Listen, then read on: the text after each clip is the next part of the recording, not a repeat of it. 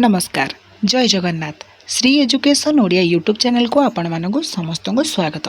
तेबे आज भिडियो रे आमे आलोचना करिबा रीति साहित्य रे अति गुरुत्वपूर्ण प्रश्न एवं उत्तर गुड़िक। तेणुक भिडियोटी को प्रथम शेष जाए देखूँ बिना स्किप करी देखूँ और चैनल नुआ कर विजिट करते चैनल को सब्सक्राइब करी पाखर थिबा बेल आइकन को ऑल सेट कर दे था। चलतु डेरी नक प्रथम प्रश्न को देखा। मूर्तिमंत करी मृदु गीत विचारई लावण्यवतीर केउ छंदरे वर्णित। यह लावण्यवतीर प्रथम छंदरे ही वर्णित। देखरे नलिनी नलिनी नलिनी रे पूरित केउ छंदरे रही। यह षष्ठ छंदरे रही। मलय शिखरी सिरी चोरी करी बहिलाणी मंद समीर केउ काव्यरु आसीछि। यह लावण्यवतीर पंचमका छंदरु आसीअछि।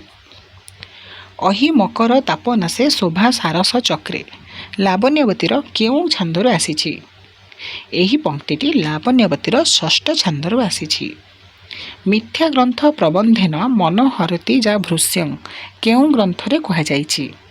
एहा चतुर विनोद ग्रंथरे कुहा जाइछि। उत्कल घंट भावरे किए परिचित।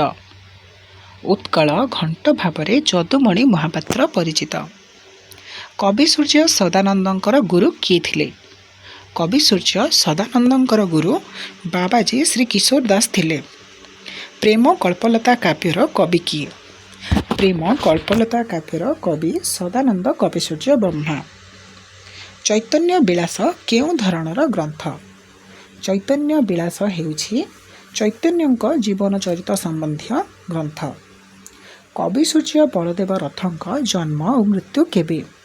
कवि सूर्य बलदेव रथंकर जन्म और मृत्यु हेउछि 1789 जन्म एवं मृत्यु 1845 ख्रीष्टाब्द।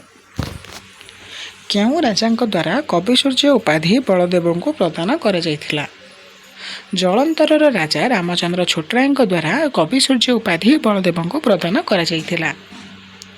कवि सूर्य रायगुरु महापात्र उपाधि बलदेव को केउ राजा प्रदान करथिले।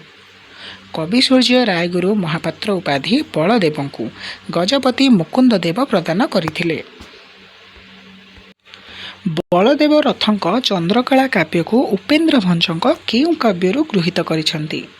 बलदेव रथंकर चंद्रकला काव्य को उपेन्द्र भंजक काव्यरु लावण्यवती काव्यरु किए ना बलदेव रथ गृहीत करिसंती। चंद्रकलार छांद संख्या केते। चंद्रकलार छांद संख्या 21। किशोर चंद्रानंद चंपूर कथावस्तु कौन। किशोर चंद्रानंद चंपूर कथावस्तु राधाकृष्ण प्रेम लीला। किशोर चंद्रानंद चंपूरे कवि बलदेव केउ राजांक नाम रे भणिता करिसंती। किशोर चंद्रानंद चंपूरे कवि बलदेव आठगड़र राजा हरिचंदन जगदेवଙ୍କ नाम रे भणिता करिसंती। किशोर चंद्रानंद चंपूर दूती किए। किशोर चंद्रानंद चंपूर दूती ललिता। चंपूरे केउ रसर प्राधान्य रही। चंपूरे श्रृंगार रसर प्राधान्य रही।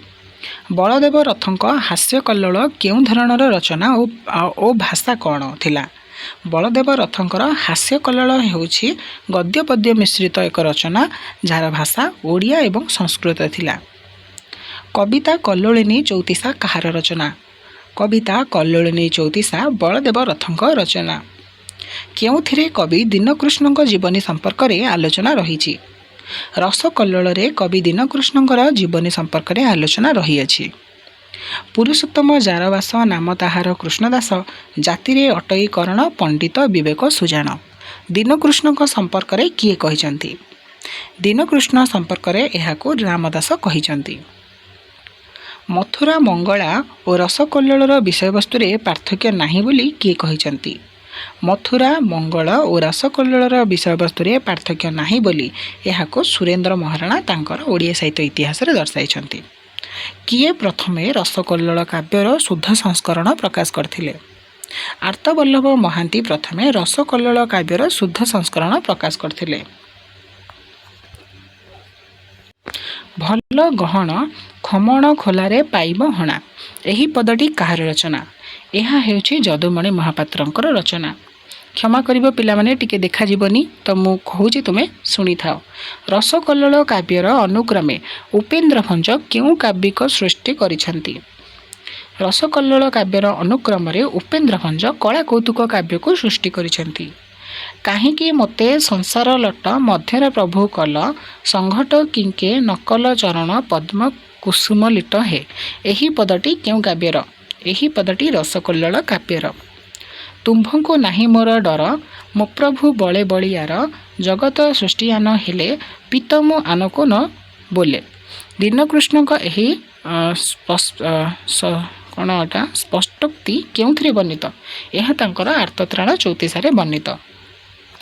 ରସକଲ୍ଲୋଳ କାବ୍ୟଟିର ମୂଳ ଉତ୍ସ କେଉଁଠାରୁ ଆସିଛି? ରସକଲ୍ଲୋଳ କାବ୍ୟଟିର ମୂଳ ଉତ୍ସ ହରିବଂଶରୁ ଆସିଛି।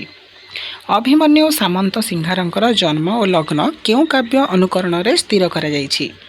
ଅଭିମନ୍ୟୁ ସାମନ୍ତ ସିଂହାରଙ୍କର ଜନ୍ମ ଓ ଲଗ୍ନ ପ୍ରେମ ଚିନ୍ତାମଣି କାବ୍ୟର ଅନୁକରଣରେ ସ୍ଥିର କରାଯାଇଛି। ଅଭିମନ୍ୟୁଙ୍କ ପିତା ଓ ମାତା କିଏ ଥିଲେ? ଅଭିମନ୍ୟୁଙ୍କର ପିତା ଥିଲେ ଇନ୍ଦ୍ରଜିତ୍ ସାମନ୍ତ ସିଂହାର ଓ ମାତା ତୁଳସୀ ଦେବୀ। ପ୍ରେମ ଚିନ୍ତାମଣି କାବ୍ୟଟି କେତେ ଛାନ୍ଦ ବିଶିଷ୍ଟ? ପ୍ରେମ ଚିନ୍ତାମଣି କାବ୍ୟଟି 68 ଛାନ୍ଦ ବିଶିଷ୍ଟ। ରସବତୀ 32 ଛାନ୍ଦ ବିଶିଷ୍ଟ କାବ୍ୟଟି କେଉଁ କାବ୍ୟ ଅନୁକରଣରେ ରଚିତ?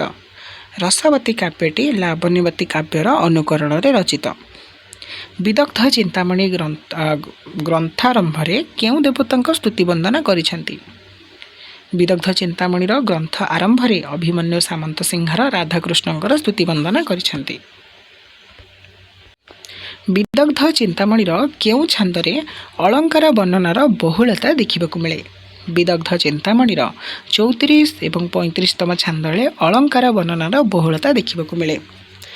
ବିଦଗ୍ଧ ଚିନ୍ତାମଣି କାବ୍ୟରେ ଶ୍ରୀରାଧାଙ୍କର ପ୍ରିୟ ସଖୀ କିଏ? ବିଦଗ୍ଧ ଚିନ୍ତାମଣି କାବ୍ୟରେ ଶ୍ରୀରାଧାଙ୍କର ପ୍ରିୟ ସଖୀ ବିଶାଖା। ଶ୍ରୀଚରଣେ ଦେହ ପ୍ରାଣ ବିକିଅଛି ମୋହିତ ତାଙ୍କ ଅନୁଗ୍ରହ ସିନା ମୁକପାଳ ଲିହିତ। କେଉଁ ଛାନ୍ଦରେ ବର୍ଣ୍ଣିତ? ଏହା 75ତମ ଛାନ୍ଦରେ ରଚିତ। କହ ପିରତିକି ଜାତ ପଦାର୍ଥ କାହୁଁ ଏ ଅଇଲା କେଉଁ ଦୈବ ଏହା ଭିଆଇଲା। ବିଦଗ୍ଧ ଚିନ୍ତାମଣିର କେଉଁ ଛାନ୍ଦରେ ବର୍ଣ୍ଣିତ? ଏହା ବିଦଗ୍ଧ ଚିନ୍ତାମଣିର 3ୟ ଛାନ୍ଦରେ ବର୍ଣ୍ଣିତ। ବିଦଗ୍ଧ ଚିନ୍ତାମଣିର କେଉଁ ଛାନ୍ଦରେ ସମଗ୍ର କାବ୍ୟଟିର ମୁଖବନ୍ଧ କଥା ନିର୍ଯାସ ରହିଛି? ବିଦଗ୍ଧ ଚିନ୍ତାମଣିର 1ମ ଛାନ୍ଦରେ ସମଗ୍ର କାବ୍ୟଟିର ମୁଖବନ୍ଧ କଥା ନିର୍ଯାସ ରହିଛି। ବିଦଗ୍ଧ ଚିନ୍ତାମଣି କାବ୍ୟରେ ବିଭିନ୍ନ ଛାନ୍ଦରେ ଥିବା ପ୍ରସଙ୍ଗର ସୂଚନା କସ୍ତମ୍ଭ ଏବଂ ଖସ୍ତମ୍ଭ ମାଧ୍ୟମରେ। ଶ୍ରୀକୃଷ୍ଣ ଜନ୍ମ ରହିଛି 2ୟ ଛାନ୍ଦ, ଶ୍ରୀକୃଷ୍ଣ ବନପ୍ରବେଶ 26ତମ ଛାନ୍ଦ, କୃଷ୍ଣ ରାଧାଙ୍କ ସ୍ମରଣ 43ତମ ଛାନ୍ଦ, ଚନ୍ଦ୍ରାବତୀ ସହ କୃଷ୍ଣଙ୍କ ମିଳନ 19ତମ ଛାନ୍ଦ। ବିଦଗ୍ଧ ଚିନ୍ତାମଣି କାବ୍ୟର 5ମ ଛାନ୍ଦଟି କେଉଁ ଅକ୍ଷର ନିୟମରେ ରଚିତ? ବିଦଗ୍ଧ ଚିନ୍ତାମଣିର 5ମ ଛାନ୍ଦଟି ଅ ଅକ୍ଷର ନିୟମରେ ରଚିତ। ବିଦଗ୍ଧ ଚିନ୍ତାମଣି କାବ୍ୟ କେଉଁ ଛାନ୍ଦଟି ଅକ୍ଷର ନିୟମରେ ରଚିତ ନୁହେଁ? ବିଦଗ୍ଧ ଚିନ୍ତାମଣି କାବ୍ୟର 4ର୍ଥ ଛାନ୍ଦଟି ଅକ୍ଷର ନିୟମରେ ରଚିତ ନୁହେଁ। ନିଶାଚର ମାତିବାର ଶୁଭୁଛି ଶ୍ରୁତିକି ମୁଣ୍ଡାଙ୍କୁଣି ଛାଡ଼ିଦେଲି ବନକୁ କାହିଁକି। ଏ ପଦଟି କେଉଁ କାବ୍ୟରୁ ଆସିଛି? এই পদটি বিদগ্ধ চিন্তামণির আসিছে। তেবে পিলামানে আজির ভিডিওরে আমি ডিসকসন কলে কেতক গুরুত্বপূর্ণ প্রশ্ন যা কি রীতি সাহিত্যর আনিত। তেবে এই প্রশ্ন এবং উত্তরর আলোচনাটি যদি তুমি কিছু ফলপ্রদ বলে মনে করছ তাকে দৃষ্টি রাখি ভিডিওটি লাইক করদেব, সাংগମାନଙ୍କ সহ যেতে পারছ ভিডিও যেতে সেয়ার করদেব এবং জমার বি ন ভুলি চ্যানেলকে সবসক্রাইব করে রাখিথিব। তেবে পিলামানে আশা করিবি आम सहित बजाय रमती बरकरार रही। देखा नेक्स्ट वीडियो पुणी केतेक नुआ प्रश्न और उत्तर सहित से पर्यंत मत विरति दिंतु। रहिले जय जगन्नाथ, वंदे उत्कल जननी।